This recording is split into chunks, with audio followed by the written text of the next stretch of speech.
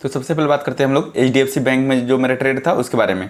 तो यहाँ पे आप लोग देख सकते हैं कि यहाँ पे HDFC का जो ये 12 तारीख का ही 9:40 का जो हाई बनता है उसको कैंडल जो है सो बाद में इसको ऊपर सस्टेन करता है और अच्छा बुलिश कैंडल बनता है 5 मिनट चार्ट में। तो मुझे लगता है कि मार्केट ऊपर जाएगा। और यहाँ पे आप लोग देख सकते हैं ये ग्रीन कैंडल जो है ये इन सारे कैंडल के ऊपर क्लोजिंग देता है, ठीक है। तो मैं यहीं पे ट्रेड ले लेता हूँ। मुझे लगता है कि मार्केट ऊपर जाएगा, लेकिन ऐसा होता बिल्कुल भी नहीं है।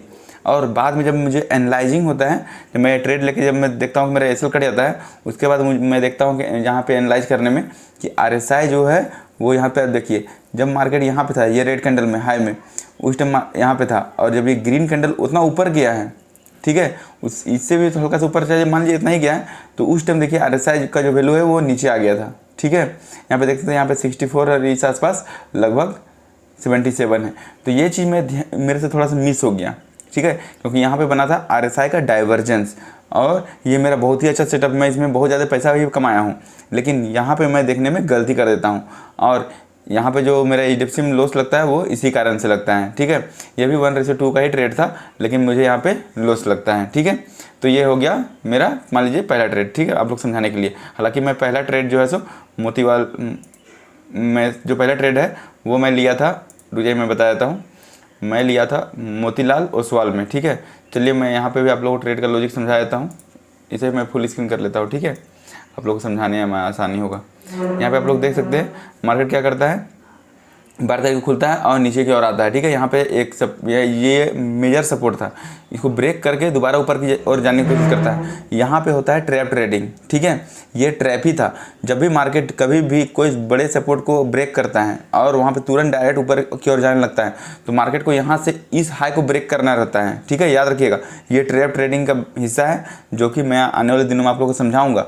लेकिन केवल अभी आप इतना ही समझिए कि जब भी कभी कोई इंपॉर्टेंट सपोर्ट को कोई चीज़ ब्रेक करता है, तो अब ब्रेक करने के बाद वहाँ पे अगर क्लोजिंग नहीं देता है और ऊपर की ओर जाने लगता है, तो उसे कम से कम यहाँ तक जाना बहुत ज़रूरी है और इसका हाई को ब्रेक करना बहुत ज़रूरी है, तब वो हो गया आपका ट्रैप ट्रेडिंग। लेकिन क्या होता है, यहाँ पे एक बार आता है, यहाँ पे ट्रैप मारा जाता है, जैसे ही उसके बाद जैसे ही ऊपर जाने की कोशिश करता है ना, ये उसके हाई तक नहीं पहुँचता है। और इसमें आप देख सकते हैं कि ये जो कैंडल है इसका वीक कितना बड़ा है। उसके बाद यहाँ पे देखता हूँ मैं कि यहाँ इसके बाद नेक्स्ट जो है सो रेड कैंडल बनता है, और वो भी कहाँ पे 20 EMA पे, और तब मुझे कंफर्म होने लगता है कि हो सकता है कि मार्केट यहाँ पे गिरने वाला है।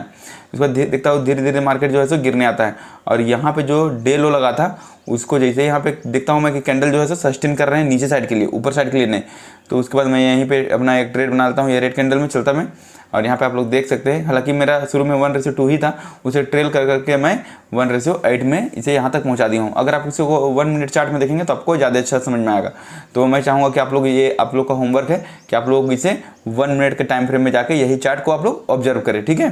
तो ये था मेरा दूसरा ट्रेड जिसमें मुझे 1:8 के अप्रोक्स मैं यहाँ पे निकलता हूँ, ठीक है। उसके बाद भले मार्केट घूम जाता है, लेकिन मुझे उसे कोई भी लेना देना नहीं रहता है, क्योंकि इसमें मुझे अच्छा खासा पैसा मिल गया था। अब चलिए मैं आपको तीसरा ट्रेड के बारे में बात करता हूँ। तो जो तीसरा जो ट्रेड है वो मैं समझाने के लिए ले रहा हूँ, मैं आप लोगों को समझाने के लिए बता रहा हूँ कि ये मेरा तीसरा ट्रेड है। हालांकि मेरा जो पहला ट्रेड रहता है वो पिरामल फार्मा में रहता है, जो कि मेरा से मिस हो जाता है। चलिए मैं आपको पहले यही समझाता हूँ। पहला मेरा से पिरामल फार्मा में मिस हो जाता है, उसके बाद जो मेरा ट्रेड बनता है वो शायद मोतीलाल में बनता है या GSPL में बनता है, ठीक है, मुझे याद नहीं आ रहा है। आप लोग टाइमिंग को देख ही सकते हैं, आप लोग के पास भी ये चार्ट तो खुला ही होगा। हालांकि मैं चलिए जल्दी बताता हूँ कि पहला ट्रेड का क्या लॉजिक रहता। अगर मैं इसे लेता तो मैं कोई काम कर रहा था, उस टाइम मैं चार्ट देख रहा था, इसलिए ये ट्रेड मेरे से मिस हो जाता है। आप लोग यहाँ पे देखिए, ये रहता है मान लीजिए रेजिस्टेंस, ठीक है, वहाँ पे मार्केट जो है सो खुलता है और ऊपर की ओर जाता है, लेकिन वहाँ से बहुत बेजोड़ रिजेक्शन मिलता है। और यहाँ पे आप लोग अगर इसको 1 मिनट टाइम फ्रेम में देखिएगा तो यहाँ पे बहुत सारे कैंडल हैं, ठीक है ना। ये तो मान लीजिए 15 मिनट का है, तो यहाँ पे जितना भी कैंडल है सबको ऊपर से रिजेक्शन मिल रहा था, और उसको जैसे ही ये कैंडल बनता है ना, मुझे लगता है कि मार्केट अब नीचे जाएगा ही जाएगा, और कम से कम यहाँ तक तो जरूर जाएगा।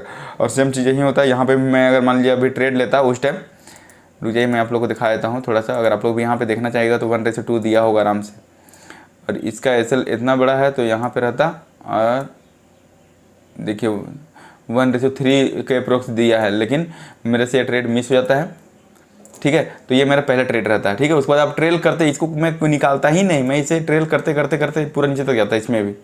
तो ये मेरा पहला ट्रेड रहता है आज का।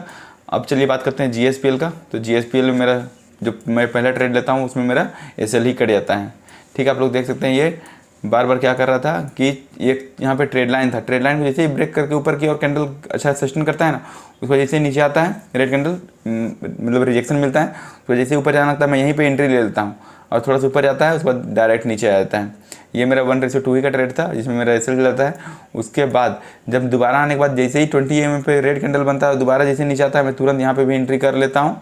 ठीक है, क्यों? क्योंकि यहाँ पे जो सपोर्ट बना था, ये जो ट्रेड लाइन भी था उसका भी ब्रेक डाउन था, और साथ ही साथ यहाँ पे एक जोन बनता उसका भी जो पीछे से रेड आया है ये मतलब रेजिस्टेंस है उसको भी ब्रेक कर देता है, मतलब सपोर्ट जो था उसको ब्रेक कर देता है। तो यहाँ पे मैं यहाँ पे डाउन साइड के लिए ट्रेड लेता हूँ और इसमें मुझे मेरा रिस्क रिवार्ड जो है सो 1:10 में ही मैं इसमें निकला था। ठीक है, तो मैंने आपको बता दिया। और साथ ही साथ मैंने आज इंडेक्स में भी ट्रेडिंग किया था जिसमें कि मेरा वहाँ पे भी प्रॉफिट हुआ है। तो यही था मेरा आज का जितना मैंने ट्रेडिंग किया, मैं आप लोग बता दिया। मेरा 2 में एसएल कटा, 2 में प्रॉफिट आया, और जिसमें एसएल कटा उसमें 1:1 में ही कटा है। ठीक है ना, और इसमें जो आया 1:10 आया, इसमें 1:8 आया था। ठीक है, चलिए मैं आपको बताता हूँ कि मैंने निफ्टी विफ्टी में कहाँ पे ट्रेड लिया था। तो सबसे पहले आप लोग निफ्टी विफ्टी का चार्ट देखिए, यहाँ पे एक चैनल का फॉर्मेशन होता है और चैनल पे अच्छा से काम भी किया जा रहा था। ठीक है ना, ये चैनल वर्क कर रहा था। तो जैसे ही यहाँ पे मार्केट ऊपर की हो जाता है वैसे ही मैंने प्रीमियम यहाँ पे एंट्री ले लेता हूँ। ठीक है, क्योंकि मैं जानता था यहाँ से मार्केट जरूर नीचे जाएगा, और वही होता है, यहाँ पे नीचे आता है और यहीं पे मैं निकल जाता हूँ। हालांकि इसके बाद दोबारा भी नीचे आता है और यहाँ से पूरा नीचे ही गया है, लेकिन मैं यहीं पे निकल जाता हूँ। तो ये था मेरा ऑप्शन ट्रेडिंग का। अगर आप लोग ये चैनल को बनाना सीख गए, ये बहुत ही पावरफुल सेटअप होता है। आने वाले दिनों में हो सकता है कि मैं आप लोग को होली से पहले चाहे होली में ये जो चैनल का जो सेटअप है ये आप लोग को दे दूँगा। ठीक है, प्लीज़ कमेंट जरूर कीजिएगा कि चैनल का वीडियो जल्दी डाल दीजिए भैया। ठीक है, तो आज के लिए बस इतना ही। अगर आपको ये वीडियो अच्छा लगा, चाहे कुछ सीखने के लिए मिला, तो प्लीज़ वीडियो को एक लाइक करके चैनल को सब्सक्राइब जरूर कर ले। तो आज के लिए बस इतना ही, तो मिलते हैं नेक्स्ट वीडियो में। तब तक के लिए जय हिंद, जय भारत, थैंक यू।